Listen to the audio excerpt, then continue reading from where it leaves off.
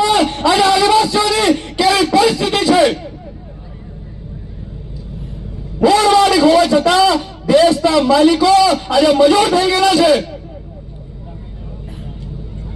જમીનોનું સતત હડપવાનું કાવતરું ચાલી રહ્યું છે।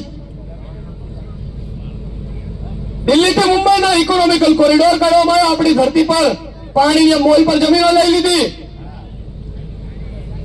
અમદાવાદથી બોમ્બેમાં બુલેટ ટ્રેન કાઢી કરોડો રૂપિયાનો મુઆવજો આપ્યો બીજા લોકોને। સ્ટેચ્યુ ઓફ યુનિટી હોય કે વડા કોલોની હોય કે સાપુતારા વસાવવાની વાત હોય કે એરપોર્ટની વાત હોય, રોડ બનાવવા હોય કે ફોરેસ્ટની જમીનો જોઈતી હોય તો આદિવાસીઓની જમીનો હડપોલી।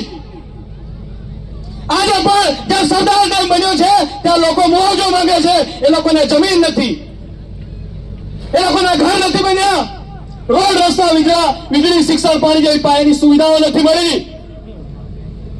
આજે નસવાડીમાં અને કવાંટમાં નજીકમાં 28 ગામડા ખાલી કરી આવ્યા છે આદિવાસીઓના।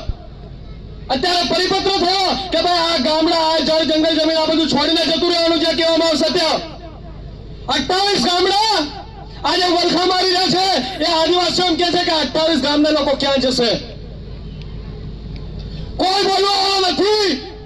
એ વિધાનસભાની વાત હોય કે લોકસભાની વાત હોય, કોઈ બોલવા વાળો નથી। એટલા માટે બોલવું પડે છે। નોકરી હોય, અભ્યાસ હોય, એ ખતરામાં પણ બોલવું પડે છે, કારણ કે દુખે છે અહીંયા।